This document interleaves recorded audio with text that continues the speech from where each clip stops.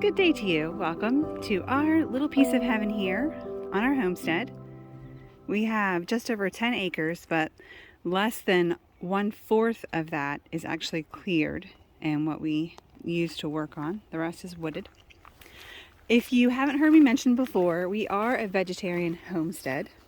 We do, however, raise chickens. They are organically fed, we make sure they are healthy, and we eat their eggs.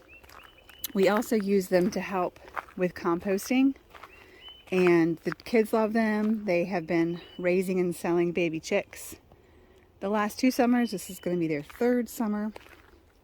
But the garden is actually the main focus of our food growing endeavors here. We have had a chicken tractor in the past when we had fewer chickens, but we did not have that at this house. Our last house had more flat terrain where a chicken tractor is easier to operate, but we have a big grade here. There's really not much flat space here, so we didn't want to deal with dragging a chicken tractor up and down hills. So we built a permanent house also because we wanted to collect the chicken poo for compost and fertilizer. So come along students, let's go. This is the tour of our hen house and their enclosed pen. I think we built this in 2016. If I'm wrong, I'll make a correction on the screen.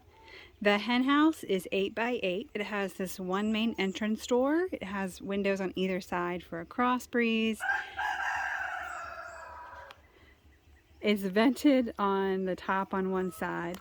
There's an egg door on the left, and then on the right and the opposite side from here, there's doors to the 2 different runs.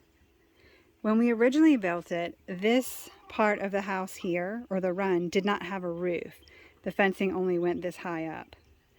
And on the back side, we had that part enclosed so that when we were on vacation, the chickens could hang out over there and be safe while we were gone. But then after a couple years, one night my son was coming down to lock the chickens up in the house for the night, and there was a possum on the fence wall. And at that point we decided to go ahead and enclose the roof also, so they would be completely safe from predators all the time. We have possums, raccoons, foxes, birds of prey. Everything wants to eat chickens. Now let's go check out the hen house. Sounds like there's some grouchy ladies in here. We have the same locking mechanism here. If someone goes in the house and the door closes behind them and locks them in, from the inside they can pull a string and it will let them out. Multiple times people have been locked in here and had to crawl out through the hen doors to free themselves. Hello, ladies. Nope, not coming out. I know, not right now though. We're trying to grow grass seeds, so you cannot come out. No. All right, so we've got oyster shells for them all the time. They can eat when they want to. You see one of our Australorps over there was drinking from the watering container, and I will demonstrate that to you in a few moments. This is a hen house, by the way, and chickens poop everywhere, so I don't see the point of painting it and making it look pretty. Here are their roosts they go to at night. Here are their nesting boxes, we have 4 of them, and that plywood up top folds down so that when we're training young chickens to not sleep in there at night, the kids will close that door at night and then lift it up in the morning so the chickens can't sleep in there and poop everywhere. So that's the gist of the inside of the hen house.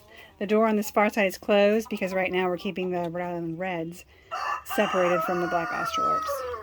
And they have their own house. I'll show you in a moment.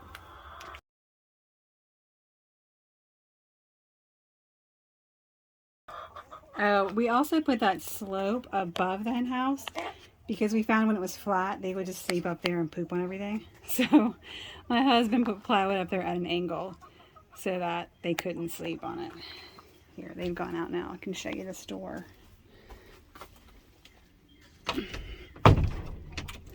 So that just goes down at night. We don't do it all the time. It's just when we're training young chickens, so they know they can't sleep in the roosting or the nesting boxes. Okay, that's the inside of the 8x8 house. And this is their pen. Again, we have the same mechanism here, so if someone gets stuck in the pen, they can let themselves out. Hello, ladies.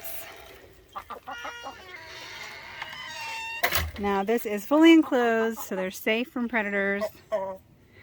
We did have, last year, on the backside, foxes. A fox was digging in underneath, and so we had to reinforce that. And as the years have gone by, we've had to increase the layers of the wire here, because as it gets older and stuff rusts, the raccoons will still walk around and press on the wire to see where they can get in. So they have gotten in occasionally. Trash can is just for storage, oyster shells, extra feeding supplies. That's a grandpa feeder.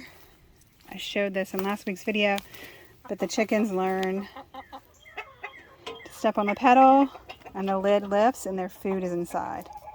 You gonna come eat some? No? When they step off, it closes back up so water doesn't ruin the food and hopefully mice don't get in. And you load the food in from here, and that hopper holds 40 pounds of chicken food. We did put this plywood roof on the ceiling in the beginning, in case we wanted somewhere to dump wood chips in using a tractor into the pen. But the machine that we use more often is our Dingo, and that actually fits through the double doors. So that's how we restock wood chips in this pen. It's easier. Several years ago, my husband planted 2 trees in here to give the chickens shade. They were both supposed to be dwarf trees. Well, let's give them some privacy. This was a dwarf mulberry, but because these are both growing in chicken poop all the time, they're much bigger than dwarf trees should be, and they grew through the roof of the ceiling. So just this spring we came and chopped off as many branches as we could, but then they're still stuck in the ceiling, so they might just rot there. Let's see. Alright, the watering system that we use for our chickens, I don't know if you can see, but we do have a metal roof, and we have water collection in a gutter that comes down into a 50-gallon barrel.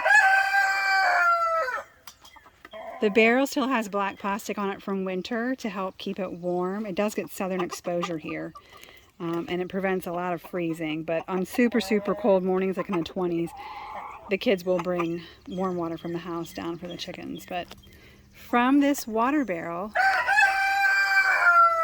which there's a lid, so we can always check the water's conditions. We can add ACV. They can drain the water barrel. They can fill up dishes if they want to. The kids can, not the chickens. And if we need to, in the heat of summer, occasionally, maybe twice a year at the most, we do have to run a hose down here to fill the 50-gallon barrel up. If it's just been dry for a long time. Okay. And no rain has come in. But you can see from this side of the barrel, there's this little hose that comes out and goes down to their watering dish. I'll show you in a minute how that works. And the other one is on this side. Comes out and it goes into the house where you saw the orange watering dish on that wall and there. And those are the only 2 waterers we have for all of our chickens. There's never any water mess, nothing disgusting to clean out. Good job, Moody. All right, let's go look at the other pen. I'm going to release myself. See, the door's locked. I can't get out. Just pull the string.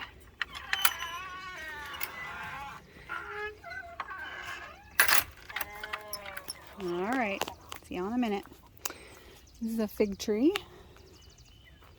It did not die back last year.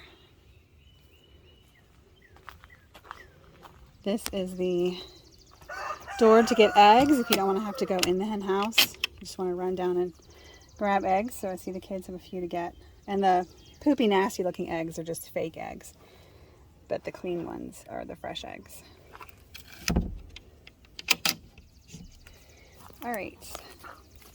Now, originally there was not a house on this side of the enclosure, but when we started letting the kids breed the chickens and sell babies, and we knew we wanted to keep varieties separated, and they couldn't share the main 8x8 house, my husband built this smaller one over here for the chickens that are temporarily kept on this side. All right, watch out, ladies. Hello.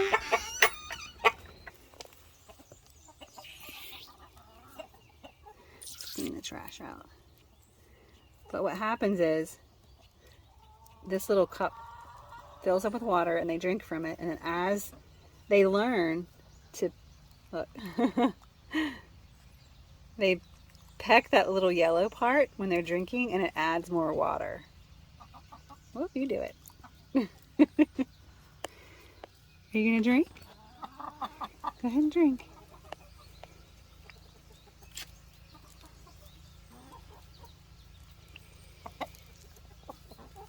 Anyway, when they tap on this little yellow part, it lets more water out of the hose to fill the cup back up again. So you never have a big messy water situation, and no one has to come down daily to clean out a water pail.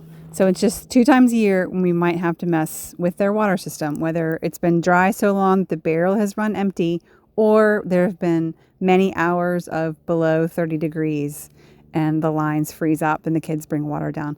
Otherwise, we have loved finding this water system, and the fact that we're off grid, this is just one more thing that we don't have to worry about powering.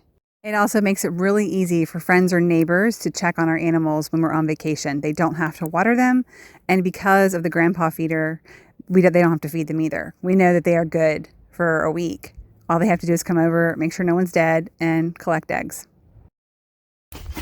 All right, and this house is meant for less chickens. The pen is smaller. This is their roost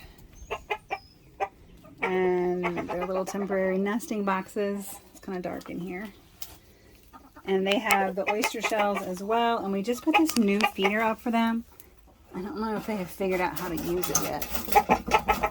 Well, they must have, because the food's almost gone. Okay. And we got some eggs over there to collect. And this door is a little more simple. Can't lock it behind yourself.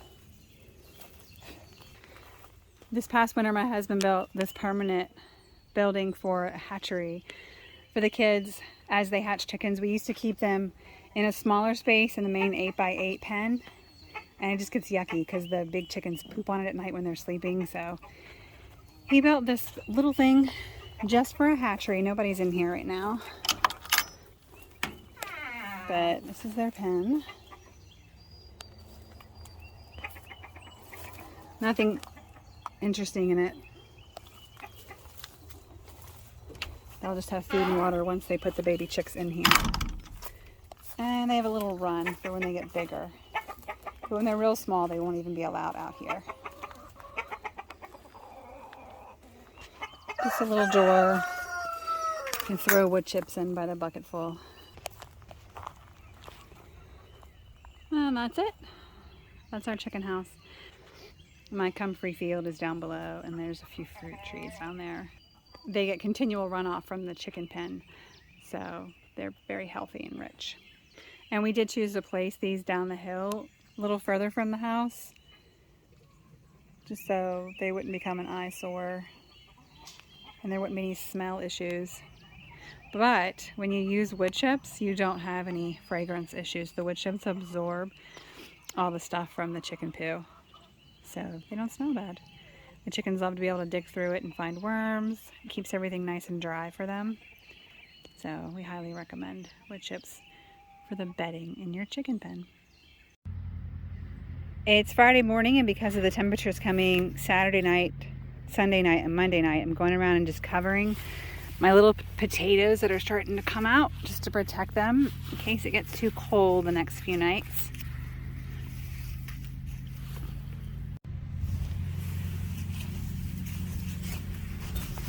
Where the plants are a little bit bigger, I might just pull the dirt in around them, a little bit on top.